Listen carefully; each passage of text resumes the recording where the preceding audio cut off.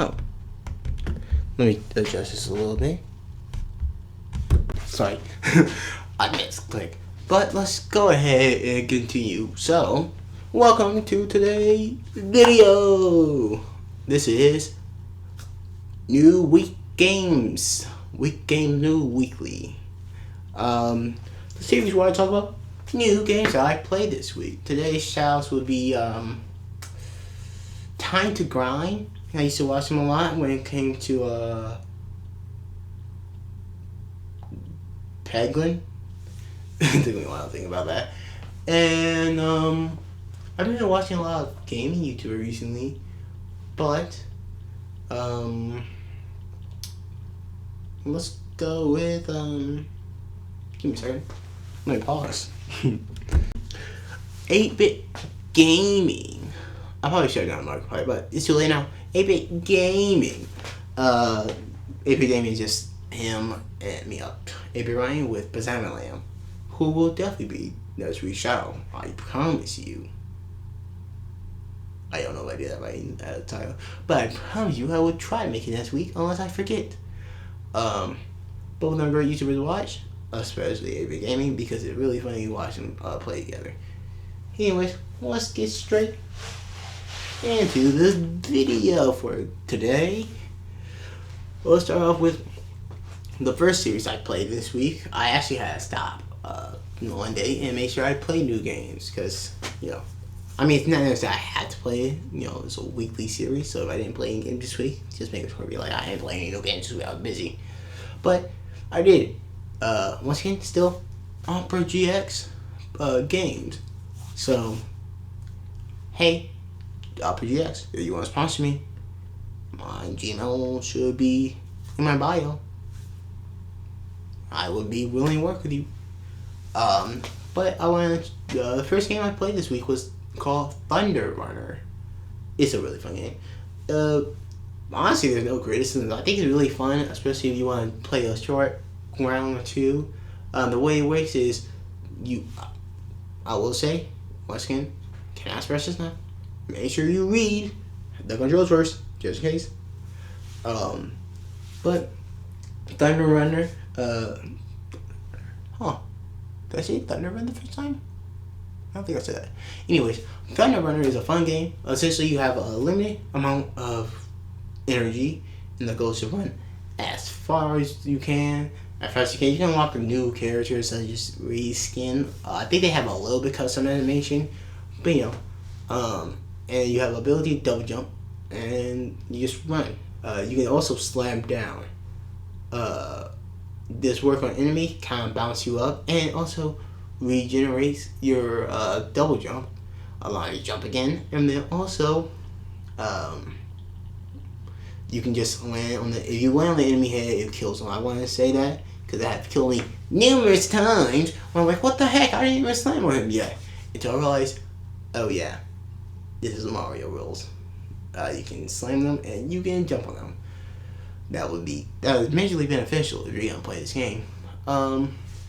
Really fun game. I played it for really long. I think the highest score I got was like 1,000. Also, another neat trick.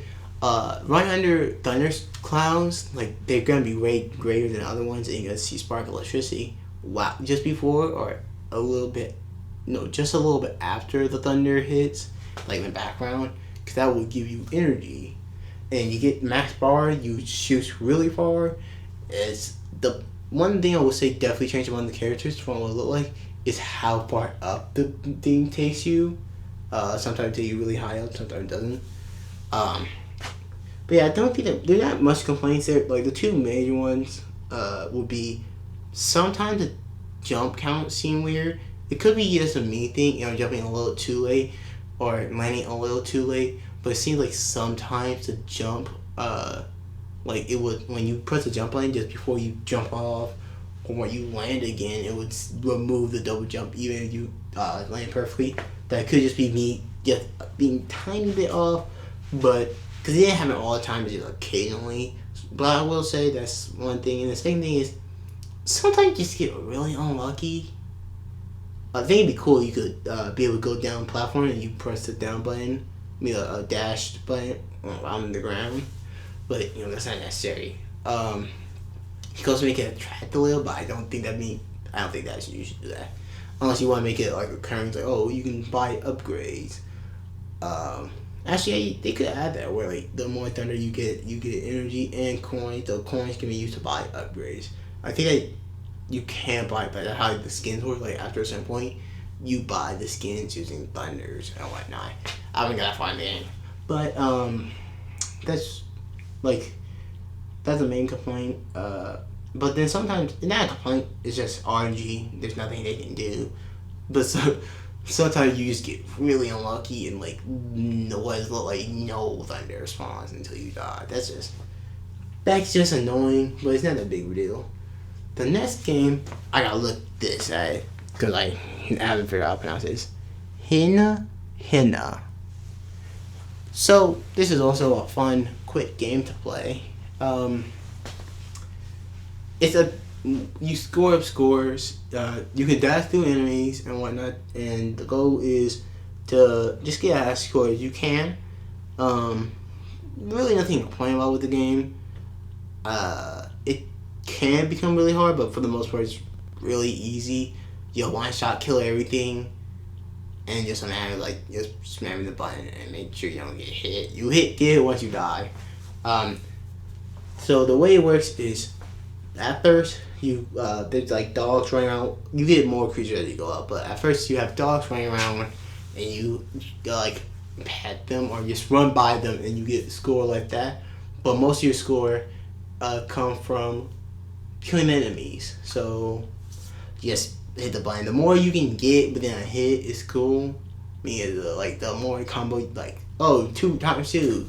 But it's not necessary. You one hit kill everything. So, but they do give you different scores later, because I guess it seems like it's the speed. Like the faster they are during the day, the slower they are during night. So that's something that distribute the enemies just enough. I think that maybe like I don't know if I understand it far enough, but you hit I think for like as you go on, since they're slower, you should probably make them a little bit more, so you have to hit them twice and whatnot. There's golden chicken that run around during the night you can hit or not hit but touch it and get points. It's just a fun game while you're playing, but not a game that will sit in your mind like, oh, I'm gonna go play this game again. Just I don't feel like it is. There's not really anything that I would say to improve. I just don't think that it's a game. I don't think it's challenging enough for us. Feel like you can make it more challenging if you don't collect the pets, and then it will spawn. You start off with more. But besides that, not really much challenging. The next series, I'm gonna get rid of the opera ones first, and then I'm gonna talk about a game that I just realized I need to put here. Cat and the Cats. Cat as in K-A-T. Really fun game. I thought it was really punishing at first, but it isn't. So you can kill enemies. I will say I have 2 criticisms with this one. Really only one. So first is you have this ability switching between night and day. The day makes you slower because you have to run your one out. While the nights you jump up fast and far. But the day reveal extra points here and whatnot. And the goal is to kill all 10 cats. I only got 1 done. And that punishing. You can get time bonus. And I thought it was more punishing than it is. Really all it does if you die is there's a timer and you try and collect it by the time the timer goes. But what it is, after you collect the cat is saved, and then you can just continue onwards. So kind of I don't know if there's checkpoints, so there is that B plus. I won't complain about it, but if it isn't, I feel like they should include that in some conditions. But so it's fun to think about the possibility where you die, you collect the thing, you die again to just go faster, you gain more HP, and then go on. You can regenerate potion power, magic, by just sitting there or running around. I don't know. I know that you can regenerate someone from killing, but not much. But it's kind of fun. I didn't play for long. I played a couple rounds. It was one round, but I played it multiple times because I kept dying. But it was fun to play. My own I don't know they have checkpoints yet, so they don't have checkpoint. That my complaint in there too.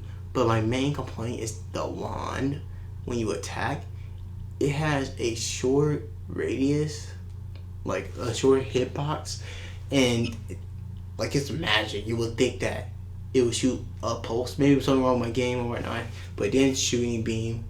So I wish they did. It doesn't have to go far, but I think you should shoot some type of beam and have it smaller, and go for less further.